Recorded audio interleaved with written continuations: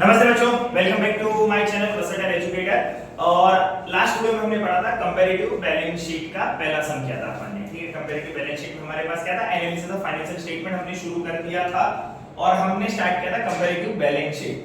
आज हम पढ़ने वाले हैं comparative statement of profit and loss. Question number 2 हम देखेंगे कि कंपनी खुद के सेम एलिमेंट्स को डिफरेंट पीरियड में कंपेयर कैसे करती है। कंपैरेटिव बैलेंस शीट हमारा क्या था, कंपैरेटिव बैलेंस शीट हमारा एक फाइनेंशियल टूल था जो कंपनी को कंपेयर करने के लिए इजी होता है, खुद के डेटा को या तो सिमिलर नेचर ऑफ बिजनेस के साथ आउटसाइड में या फिर सेम बिजनेस को अपने ही बिजनेस को वही नेचर के साथ पिछले साल के डेटा से कंपेयर कर ले। ये हमने देखा था कंपैरेटिव बैलेंस शीट के अंदर। वही सेम सब आज हम क्वेश्चन नंबर 2 में देखेंगे। क्या था, comparative statement of profit and loss. तो आज हम इससे शुरू करेंगे। मैंने क्वेश्चन ऑलरेडी बोर्ड पे लिख दिया है। क्या है हमारा क्वेश्चन, देखते हैं।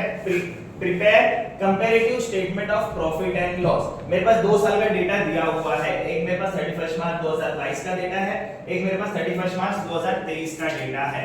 अब मेरे को क्या-क्या दिया हुआ है, ये है मेरे statement of profit and loss. Company पूरे साल भर में जो भी कर्म और कांड करती है उसके हिसाब से कंपनी या तो प्रॉफिट कमाती है या फिर लॉस कमाती है। कंपनी प्रॉफिट कमा रही है तो बहुत ही अच्छी बात है। कंपनी लॉस कमा रही है तो उनको ये आइडिया लग जाता है कि हमें आगे क्या और डिसीजंस चेंजेस करने पड़ेंगे ताकि हमारी कंपनी प्रॉफिट मेकिंग हो जाए। अब हर एक बिजनेस क्यों कर रहा है, पैसों के लिए, प्रॉफिट कमाने के लिए और गोइंग कंसर्न लंबे समय तक चलाने के लिए। तो ये हमको ये कंपोनेंट्स फाइनेंशियल स्टेटमेंट का बैलेंस शीट या फिर statement of profit and loss हमें प्रॉफिट और लॉस दिखाता है कंपनी के अंदर। अब कंपनी पैसे बहुत तरीके से कमाती है, ना कि एक तरीके से। कंपनी खर्चे भी बहुत तरीके में करती है, ना कि एक तरीकों में। वो भी हम आगे आगे पढ़ते जाएंगे, रेशियोज में देखेंगे, कैश फ्लो स्टेटमेंट में देखेंगे कंपनी कितने तरीके से पैसे कमाती है और कितने तरीके से पैसे उड़ाती है। आज हम ये पढ़ेंगे कि कंपैरेटिव स्टेटमेंट में प्रॉफिट एंड लॉस कैसे काम करता है, कंपैरिजन में प्रॉफिट एंड लॉस को कैसे कंपेयर कर रहे हैं, क्या डेटा दे रहा है मेरे को ये साल और पिछले साल का डेटा। पिछले साल से इस साल हमने कितना प्रॉफिट कमाया, पिछले साल से इस साल हमने कितना टैक्स भरा, पिछले साल से इस साल हमने इन्वेंटरीज में क्या-क्या चेंजेस किए, पिछले साल से इस साल हमारा क्या कॉस्ट ऑफ मटेरियल कंज्यूम हुआ, पिछले साल से इस साल हमने कितना रेवेन्यू जनरेट कर लिया। ये सारी चीजें हम पढ़ेंगे प्रॉफिट एंड लॉस स्टेटमेंट से। अब मेरे पास मेरे को दिया हुआ है पर्टिकुलर, मेरा क्वेश्चन है पर्टिकुलर 31 मार्च 2023 के रुपीस वाले साइन और 31 मार्च 2022 में रुपीस के मेरे पास कुछ डिटेल्स या कुछ डेटा मेरे पास ऑलरेडी दिए हुए हैं। अब डेटा देखें तो क्या क्या दिया हुआ है मेरे पास डेटा के अंदर। सबसे पहला मेरे पास दिया हुआ है revenue from operation which is my net sales. जब मैं नेट सेल्स की बात करता हूं तो net sales is sales minus sales return. अब रेवेन्यू फ्रॉम ऑपरेशन, कंपनी का मेन काम ही ऑपरेशन करना है। कंपनी अगर मैन्युफैक्चरिंग कंपनी है, कंपनी का मेन काम क्या हो जाएगा, वो मेन काम ही कंपनी का ऑपरेशन हो जाएगा, माल बनाओ और माल बेचो। तो रेवेन्यू फ्रॉम ऑपरेशन कंपनी ने 2022 में कितने का रेवेन्यू किया था, 3,20,000 रुपीस। ठीक है, और कंपनी ने 2023 के कितना रेवेन्यू जनरेट किया था, 5 लाख रुपए का। अब यहां से मेरे को क्लियरली समझ आएगा कंपनी ने पिछले साल से इस साल ज्यादा रेवेन्यू जनरेट किया। सेकंड मेरे को दिया हुआ है purchase of stock in trade, कि जो भी मेरा स्टॉक इन ट्रेड था, स्टॉक बोले तो मेरा सामान, इन ट्रेड मतलब मैं जो भी जिस सामान से लेन देन कर रहा था, बिजनेस कर रहा था, वो पूरा का पूरा सामान ही मैंने कैसे परचेज कर लिया। पिछले साल मैंने परचेज किया था 2.5 लाख रुपए का, 2,50,000। इस साल मैंने किया है 4,50,000 का। फिर है मेरा थर्ड क्वेश्चन में change in inventories of stock in trade. जो भी मेरे ट्रेड में स्टॉक है, जो भी मेरे लेन देन में स्टॉक है, उसके इन्वेंटरीज में क्या चेंजेस आया। ठीक है, आज जो भी मेरा सामान चल रहा है, जिसमें भी मैं ऑपरेशन कर रहा हूं, जो भी मैं सामान बेच रहा हूं, लेन देन कर रहा हूं, उसके इन्वेंटरीज में क्या चेंजेस आए। तो सेम था, कोई इन्वेंटरी में चेंजेस नहीं आया। बात करते हैं अदर एक्सपेंसेस की। और कुछ अलग से खर्चे हुए रहेंगे जो मेरे को परसेंटेज में दिए हुए हैं, इस 10%, 8%। किसका, नीचे मेरे को एक डिटेल में इन्होंने कुछ इंफॉर्मेशन दी हुई है ब्रैकेट के अंदर कि अदर एक्सपेंसेस आपको परसेंटेज में निकालना है, पर ये परसेंटेज हमको किसी ना किसी पे तो लगा के निकालना पड़ेगा। किस पे लगाएंगे, तो इन्होंने नीचे मेरे को दिया हुआ है अकाउंट्स की यही बेस्ट चीज है कि आपको सारी चीजें क्वेश्चन में दी हुई रहेगी एकदम क्लियरली, एक्सप्लिसिटली। कुछ नहीं सोचना, कुछ अज्यूम नहीं करना है। जो भी चीजें होगी सारी चीजें क्वेश्चन में प्रोवाइडेड होगी अकाउंट्स के अंदर। अब बात करते हैं अदर एक्सपेंसेस की। तो मेरे को बोला हुआ है percentage of CRFO, cost of revenue from operation. या फिर COGS cost of goods sold, जितने का भी मैंने सामान बेचा, COGS जितने का भी मैंने सामान बेचा उसका कॉस्ट क्या, जितना भी मैंने सामान बेचा उसका कॉस्ट क्या, वो हो गया मेरा COGS। या फिर उसको मैं दूसरे टर्म में बोलूंगा CFR is an cost of revenue from operation, जितना भी मैंने रेवेन्यू कमाया उसका कॉस्ट क्या, जितना भी मैंने रेवेन्यू कमाया, जो भी मैंने सामान बेचा था, मान लो मेरा सामान बन रहा है 100 रुपए में, मैं सामान बेच रहा हूं 120 में, this is my revenue from operation. अब इसका कॉस्ट क्या, मैं जितने में जो चीज खरीदूंगा वो मेरे लिए बन जाता है कॉस्ट, वो मेरे लिए क्या बन जाएगा कॉस्ट। अब ये कॉस्ट यहाँ पे बनने के लिए यहाँ पे तो मेरे पास सीधा सीधा जो मेरा फॉर्मूला था जो मैं स्कूल से भी पढ़ रहा था, क्या फॉर्मूला था, cost price plus profit is equal to sales. ये हो गया मेरा रेवेन्यू फ्रॉम ऑपरेशन का पार्ट, रेवेन्यू फ्रॉम ऑपरेशन का पार्ट हो गया सेल्स। कॉस्ट की बात करेंगे तो यही रेवेन्यू कमाने के लिए मैंने कितना खर्चा किया, यही रेवेन्यू कमाने के लिए मैंने कितना खर्चा किया, तो वो भी हम देखेंगे कि ये परसेंटेज जो भी हमको 2% दिया हुआ है COGS और CRFO का, वो परसेंटेज अदर एक्सपेंसेस पे कैसे निकालूंगा। तो फिलहाल फॉर्मेट बना लेता हूं कि सम होंगे कैसे। कंपैरेटिव बैलेंस शीट बहुत आसान सा है, आपने वर्टिकल बैलेंस शीट पढ़ा होगा, आपको पता है कौन सी चीजें कहां आती है, वर्टिकल रेवेन्यू स्टेटमेंट भी पढ़ा होगा पास्ट वीडियोस में, नहीं है तो वापस एक बार जाके देख लेना। और अब बात करते हैं फॉर्मेट्स की, फॉर्मेट की बात करेंगे। सबसे पहले ऊपर आ जाएगा फॉर्मेट में statement of profit and loss, इसको हम रेवेन्यू स्टेटमेंट भी बोलते हैं, ये हमारे फाइनेंशियल स्टेटमेंट का एनालिसिस है। कंपैरेटिव हमारा क्या है, फाइनेंशियल टूल है, हमारी कंपनी को कंपेयर करने में काम आता है।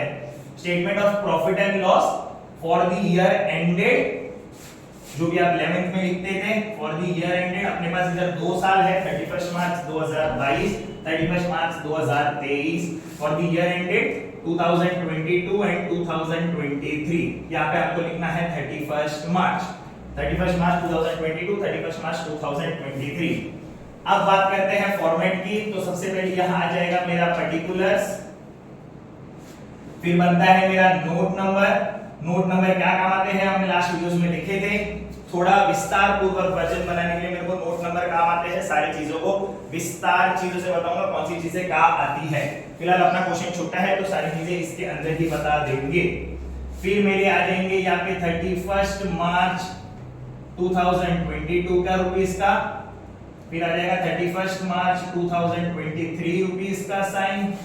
यहाँ पे मेरे को मिल गया एब्सोल्यूट चेंज कि कितने परसेंट से एग्जैक्टली चेंज हुआ, that will be also in the rupees term. और लास्ट मेरा आता है परसेंटेज चेंज कि कितने परसेंट से चीजें चेंज हुई थी, that will be in my percentage. Hope so आपको ये फॉर्मेट समझा होगा। क्या क्या है, particular, note number, 31 March 2022 my previous year, 31 March 2023, absolute change, इन दोनों साल में क्या चेंज हुआ, और लास्ट आता है परसेंटेज चेंज। ठीक है, ये तो लाइन भी मार देते हैं, अपन नोट्स का अकाउंट थोड़ा छोटा बनाया करो, कोई काम का नहीं होता ज्यादा फिलहाल के लिए। तो बाकी ऐसे जरूरत नोट्स टू अकाउंट्स बहुत सारी चीजें बताता है मेरी कंपनी के अंदर कि मेरा उस चीज के अंदर पर्टिकुलरली क्या क्या चीजें आई और क्या क्या चीजें नहीं आएगी। अब सबसे पहला मेरा जब रेवेन्यू स्टेटमेंट है तो सारी चीजें शुरू किससे होगी, revenue from operations, revenue from operations शुरू होगा, जिसको मैं बोलता हूं नेट सेल्स, जिसको मैं क्या बोलता हूं नेट सेल्स। अब मेरे पास रेवेन्यू फ्रॉम ऑपरेशन का डेटा दिया हुआ है मेरे क्वेश्चन में, मेरे पास 2 साल का डेटा है। 31 मार्च 2022 को मेरा रेवेन्यू कितना था, 3.20L व्हिच इज 3,20,000। तो यहां पे मैं लिख दूंगा 3,20,000। फिर मेरे पास है 2023 का 5 लाख रुपीस, यहाँ पे मैं लिख दूंगा 5 लाख रुपीस। ये हो गया मेरा revenue from operation. Previous year में क्या था, जो कि मेरा ओपनिंग भी हो जाता है इस साल का 3,20,000, इस साल कितना हो गया मेरा रेवेन्यू, 5 लाख रुपीस का रेवेन्यू हो गया। अब मेरे पास कोई अदर इनकम नहीं हुई थी इस साल, मेरे पास सिर्फ रेवेन्यू फ्रॉम ऑपरेशन था, मतलब कंपनी ने इस साल सिर्फ अपने जो भी उनके ऑपरेशंस या मेन काम, जो मेन एक्टिविटी था उसी में डील किया है फिलहाल इस कंपनी ने। 3,20,000 एंड 5 लाख ये आ गया मेरा। यहाँ पे मेरे को मिल जाता है टोटल रेवेन्यू, इधर यू कैन राइट इट और don't write it, it's fine. इसको मैं नंबर दे दूंगा A। टोटल रेवेन्यू मेरे पास कितना हो गया फिलहाल के लिए, 3,20,000, और यहाँ पे 5 लाख रुपया, 5 lakh rupees. Done, hope so you understood. अब आगे बात करते हैं नंबर 2 की, एक्सपेंसेस। तो जब एक्सपेंसेस की बात करेंगे तो एक्सपेंसेस बहुत सारा हुआ है मेरे पास। मैंने जब क्वेश्चन भी पढ़ा, मैंने क्वेश्चन देखा, अकाउंट्स का सबसे पहला काम होता है कि सबसे पहले पूरा क्वेश्चन अच्छे से पढ़ो, क्वेश्चन को समझो, क्या क्या क्वेश्चन में चीजें दी हुई है, सारी चीजें एक्सप्लिसिटली एक्सप्रेस कर देंगे क्वेश्चन में कि कौन सी चीजें कैसी होगी, सब चीज क्वेश्चन के अंदर होगा। यहाँ पे एक्सपेंसेस में मेरे को दिख रहा है कि मैंने कोई स्टॉक इन ट्रेड को परचेज किया था, मेरी इन्वेंटरी में चेंजेस हुई, मेरे को अदर एक्सपेंसेस, मेरे को 3 तरीके के एक्सपेंसेस दिख रहे हैं। मैं तीनों एक्सपेंसेस यहाँ लिख दूंगा। Number 1 purchase of SIT which is stock in trade. Number 2 what I got over here, change in inventory of stock in trade. I'll write over here change in inventories. कौन सी inventories में change हुई, जो कि मेरे थे stock in trade के अंदर, stock in trade. Third मेरे पास क्या दिया हुआ है, अदर एक्सपेंसेस। अदर एक्सपेंसेस की मेरे को परसेंटेज में वैल्यू दी हुई है और उसके लिए कुछ बोला हुआ है। तो पहले मैं लाइन से चले जाता हूं। मेरे पास purchase of stock in trade है। Purchase of stock in trade कितना दिया हुआ है, 2,50,000, 4,50,000। 2,50,000 2022 का है, 4,50,000 2023 का है। ये हो गया 2,50,000 और ये हो गया 4,50,000। ठीक है गाइस। अब मेरे पास अलग चीज दूसरे में क्या दिया हुआ है, change in inventories of stock in trade. Change in inventories of stock in trade क्या दिया हुआ है, कोई चेंजेस नहीं है दोनों सालों में। 50,000 को इसके सामने मैं लिख दूंगा 50,000। Got it. अब अगला मेरे को क्या दिया हुआ है, अदर एक्सपेंसेस। अदर एक्सपेंसेस के लिए लोग मेरे को क्या बोल रहे हैं, कुछ डिटेल है, कुछ डिटेलिंग दी हुई है क्वेश्चन के अंदर। अदर एक्सपेंसेस परसेंटेज में है, 2022 में 10% है, 2023 में 8% है। किसका परसेंटेज, किसी ना किसी का तो होगा। तो मेरा अदर एक्सपेंसेस लगा है कोई चीज बनाने में, कोई चीज बनाने में मेरा क्या लगा हुआ है, दूसरा खर्चा लगा हुआ है। अब खर्चे में भी क्या होता है ना बच्चों, कि खर्चे सिर्फ वो नहीं होते जो मेरे को दिख रहे हैं, ठीक है। अब खर्चे भी 2 पार्ट में डिवाइड होता है, जब मैं डायरेक्ट कॉस्ट और इनडायरेक्ट कॉस्ट बोलता हूँ उन दोनों चीजों को। डायरेक्ट कॉस्ट जो मेरे को डायरेक्टली दिख जाएंगे कि हाँ ये खर्चा हुआ है, दिख रहा है। अब जैसे कि ये टी शर्ट में भी अगर मैं बात करूं तो ये बटन्स तुमको दिख रहे हैं, ये टी शर्ट दिख रहा है, ये कॉलर दिख रहा है, ये सारे मटेरियल लगे होंगे, पर इसके थ्रेडिंग अगर मैं बात करूंगा तो वो नहीं दिख रहे हैं। ये जो मशीन पे बना होगा, जो मशीन में मैंने ऑयलिंग वगैरह की होगी, वो सब नहीं दिख रहा है। ऑयलिंग वगैरह दिख रहा है, वो ऑयलिंग स्पेसिफिकली जो मशीन में ऑयल डाला था मैंने, वो सब नहीं दिखता। तो वो भी तो खर्चे हो ही रहे हैं मेरे। तो कॉस्ट भी 2 पार्ट्स में डिवाइड होता है, ऐसे खर्चे जो दिख भी रहे हैं और ऐसे खर्चे जो नहीं दिख रहे, पर वो प्रोडक्ट्स में हेल्पफुल होते हैं, प्रोडक्ट का कॉस्ट बढ़ाते हैं। उसके बारे में भी हम आगे पढ़ेंगे, डायरेक्ट और इनडायरेक्ट कॉस्ट क्या होता है। अब अदर एक्सपेंसेस की बात करते हैं, तो ये दोनों चीज करने के लिए, ये दोनों चीज तो करनी थी मेरे को। क्यों करनी थी, क्योंकि मेरा स्टॉक इन ट्रेड ही वहीं से आता। एक चीज मैं बनाता और वही चीज मैं कहीं से खरीद भी रहा होता, ठीक है। तो ये दोनों चीजें तो आनी थी। इसके ऊपर मेरे कुछ अदर खर्चे लग गए, जिसको मैं जो मेरे को बोला हुआ है परसेंटेज के अंदर 8% एंड 10%। अब 2022 का 10%, 2023 का 8%, पर किसका परसेंटेज वो भी दिया हुआ है इन्होंने, इधर cost of revenue from operation या फिर COGS, जिसको अपन बोलते हैं कॉस्ट ऑफ गुड्स सोल्ड। अब कॉस्ट ऑफ गुड्स सोल्ड, सामान कितने का बेचा, सामान कितने का बेचा। जब मैं सामान बेचने की बात करता हूं तो लेट्स सी कि मैंने सामान जो बेचा था, जो भी मैंने कॉस्ट गुड्स सोल्ड किया था उसका कॉस्ट, ना कि गुड्स सोल्ड का, ठीक है। जो भी मैंने सामान बेचा उसका कॉस्ट चाहिए, ना कि सिर्फ गुड्स सोल्ड पे ध्यान दूंगा। COGS का मतलब होता है कॉस्ट ऑफ गुड्स सोल्ड, जितना सामान बेचा उसका कॉस्ट। रेवेन्यू फ्रॉम ऑपरेशन का कॉस्ट बोले तो ना कि revenue from operation, this means revenue from operation का कॉस्ट। सी का मतलब है कॉस्ट, उसका खर्चा, वो बनने में कितना पैसा लगा था। अब मेरे पास बनने में सिर्फ 2 ही पैसा लगा हुआ है यहाँ पे।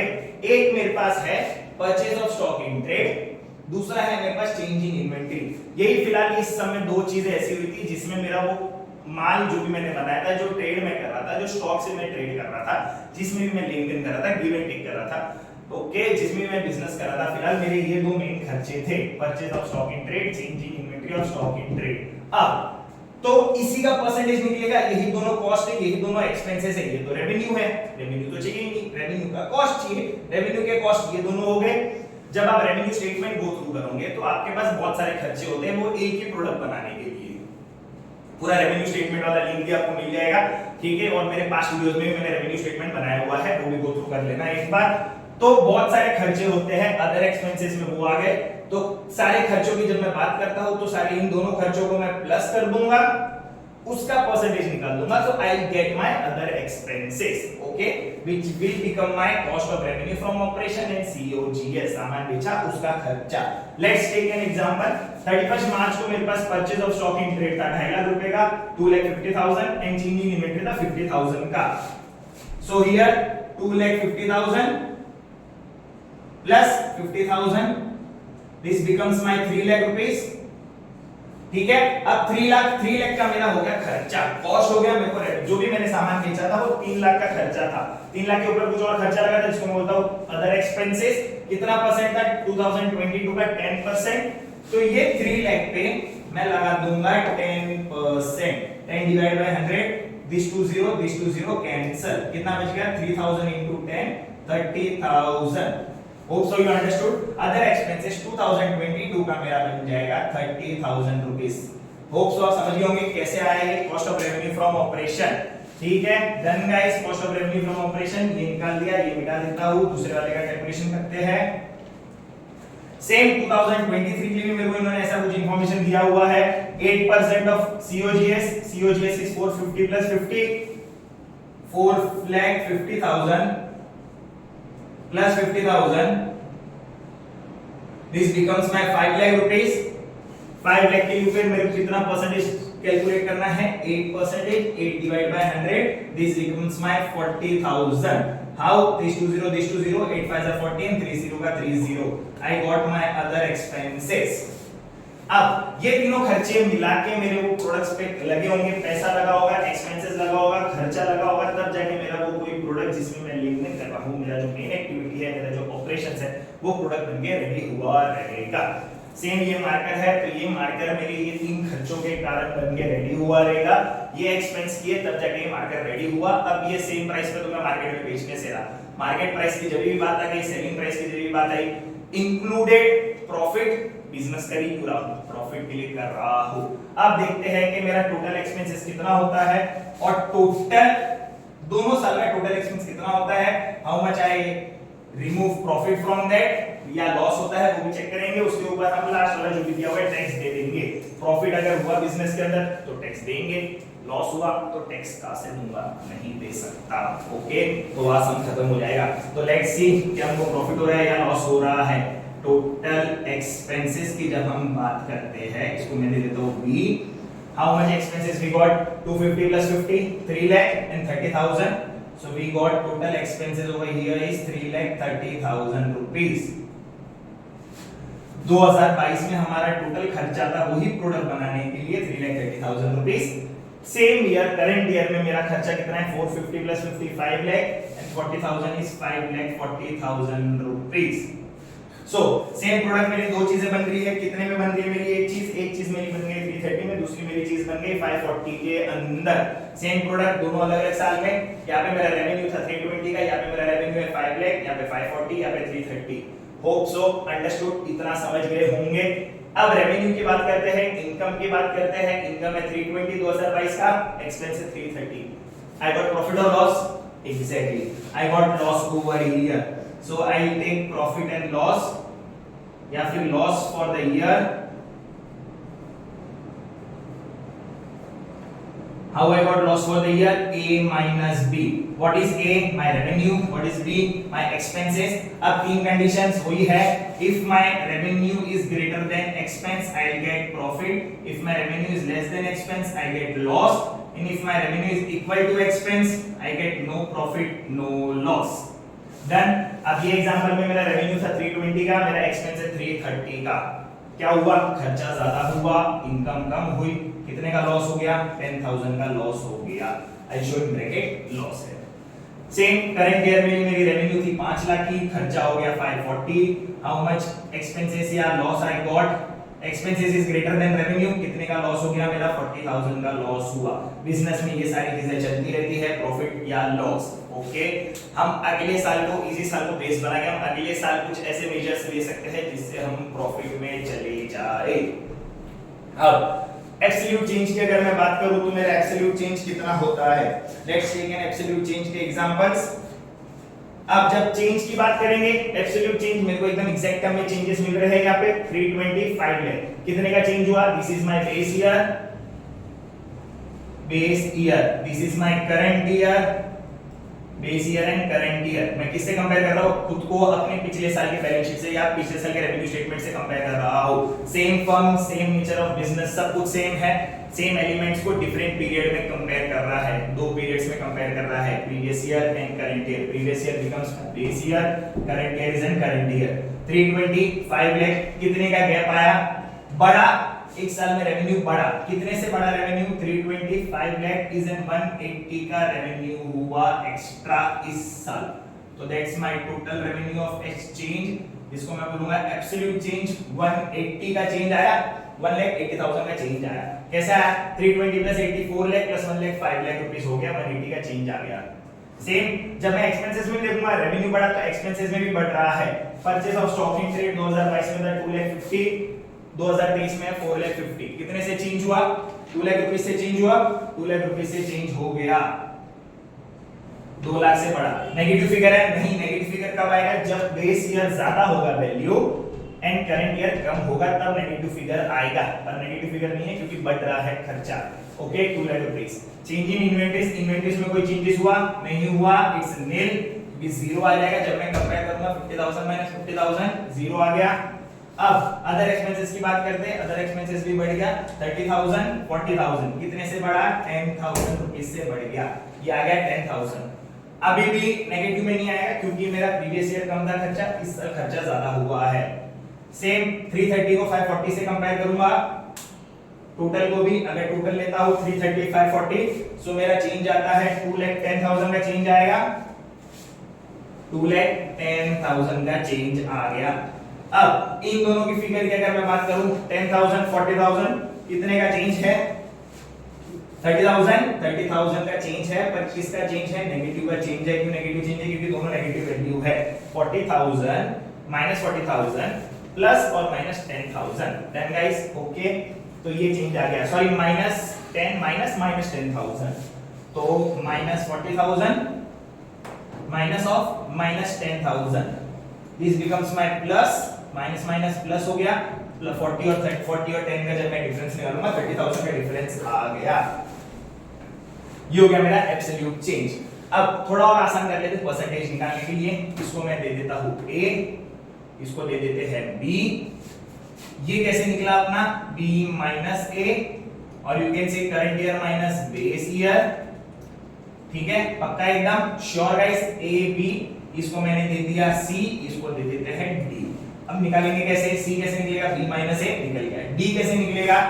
C divide by A into 100। 100 का फिगर इसलिए लेना पड़ रहा है क्योंकि परसेंटेज है। क्या है? परसेंटेज है, इसलिए मेरे को 100 का फिगर लेना पड़ रहा है, नहीं तो मैं नहीं लिखता। C divide by A into 100, जो कि इसमें चेंज दिखाएगा, परसेंटेज के अंदर चेंज दिखाएगा। Done guys. अब C क्या है मेरा? 1,80,000 3,20,000। C 180 divided by 320 into 100, I get how much percentage? I get 56.25%. 56.25%. Okay guys, अब निकलेगा कैसे? डन अगर वही करूंगा तो 180 divide by 320 into 100. This 0, this 0, this 0, this 0, these two zeros are also cancelled. अब जितना फिगर छोटा कर सकते हो और छोटा कर लो। ठीक है, 2 1 जा 2 6 जा 2 9 जा 0 0 जा, 16 के टेबल में 90 आता है, पता नहीं, लेट्स सी। और छोटा करते हैं फिगर, 2 8 जा 16, 2 4 जा 8, 1 कैरी, 2 5 जा 10 0। अब और जाएगा, कट होएगा, 4 2 जा 4 1 जा 4 4 4 4 4 8 8 8 1 जा 8, 8 5 जा 40, 2 फिगर 2 नंबर 4 नहीं जाएगा, 8 5 जा 40, कितना बचा? 5, 8 6 जा 48, कितना बच गया? 2.0 आ गया, 8 2 जा 16 and 4 8 5 जा 40, I got 56.25. Hope so percentage calculate कर पाओगे। ठीक है, बाकी मेरी मैथ्स बहुत अच्छी है, मैं ऐसे कैलकुलेट कर सकता हूं, मैं 16 से भी डिवाइड कर सकता था, पर आसान कर लो जितना हो सकता है, एग्जाम में फायदा होगा। 3,20,000 180, ये मेरे को परसेंटेज इक्वली दिखाएगा क्योंकि मेरा एक ही रेवेन्यू फ्रॉम ऑपरेशंस था। अगर चाहिए टोटल यहाँ पे लिख सकते हो, नहीं चाहिए नहीं लिख सकते हो, चलेगा, कोई इशू नहीं है। सेम अगर एक्सपेंसेस की बात करूं, क्या है b माइनस a मिल गया 2 लाख, परसेंटेज चेंज निकालना है, कैसे निकलेगा c divide by a into 100, 2 lakhs divide by 250 into 100, I get 80%, 8.00, 80% 8.00 done. इसमें कोई चेंज हुआ नहीं था तो इसमें परसेंटेज में भी चेंज कुछ नहीं होएगा, डैश इसमें चेंज हुआ था 10,000 डिवाइड बाय 30,000, 1 डिवाइड बाय 3, कैसे आया 1 divide by 3, c divide by a into 100, 40 cancel, 1 divide by 3 is 0.33, तो ये मेरे को दे देगा 33.33 का परसेंटेज। टोटल की बात करते हैं, टोटल में भी मेरे पास चेंजेस है कुछ, 210 डिवाइड बाय 330, 210 डिवाइड बाय 330 करूंगा, ये मेरे को परसेंटेज देगा 63.64 का परसेंटेज चेंज देगा। कंपैरेटिव में आपको प्लस माइनस नहीं करना है, आपको हर एक चीज का परसेंटेज निकालना है। whether we talk about revenue from operation, whether we talk about this, whether we talk about this, or whether we talk about total amount, you have to calculate percentage like this only. 210 divided by 330, 10,000 divided by 30,000, 2 lakh divided by 250, 183.20, 183.20. Hope so you guys understood. Last वाले की बात करते हैं, last वाला percentage negative में है क्योंकि loss है, लॉस था तो मेरा ये परसेंटेज हो जाता है 30,000 divide by 10,000 which is 300%। Done guys. अब इसके बाद लॉस हो गया, एक इंफॉर्मेशन अभी भी बची हुई है टैक्स की। तो अगर बिजनेस लॉस में है तो टैक्स क्यों देगा? गवर्नमेंट थोड़ा इतना हेल्पफुल है, इतना अच्छा है जो क्या बोलता है बिजनेस को, क्या आप अगर लॉस में हो तो हम आपसे इस साल तो टैक्स नहीं ले रहे हैं, ठीक है? आगे जो भी अपना आइडिया फाइल करोगे बिजनेस को प्रॉफिट में लाओ, कुछ और करो, तो ये तो अपनी इंटरनल मैनेजमेंट को ऑटोमेटिकली समझ जाएगा कि हमारी बिजनेस इस साल किस में जा रही है, लॉस में। ऐसे बिजनेस नहीं चलेगी लंबे समय तक, हमको किस में कन्वर्ट करना पड़ेगा, प्रॉफिट के अंदर, तो बिजनेस लंबे समय तक चलेगा, ठीक है? और फाइनेंशियल स्टेटमेंट जितना अच्छा शो करेंगे मार्केट में, लोगों को उतना ट्रस्ट होगा, लोग उतना पैसा अंदर डालेंगे बिजनेस के अंदर और बिजनेस उतना लंबे समय तक चलते ही जाएगा। होप सो ये वीडियो अच्छी लगी होगी, हाँ लगी गई होगी, ठीक है? समझ में आया होगा क्वेश्चन कैसे करते हैं रेवेन्यू स्टेटमेंट, बैलेंस शीट, और वीडियो अच्छी लगी होगी तो लाइक करना, शेयर करना अपने दोस्तों के साथ, फटाफट कमेंट करना मत भूलना। कमेंट क्या करना है, अच्छे लग रहे हो सर, नहीं, बहुत बेकार लग रहे हो सर, ये भी नहीं, क्वेश्चंस के रिलेटेड कमेंट करो फटाफट, तो डाउट सॉल्व होंगे। और सब्सक्राइब करना नहीं भूलना, बेल आइकन क्लिक कर देना, तो ये सब तो करना ही होता है यूट्यूब वाले वीडियोस में। Done guys, okay, bye bye.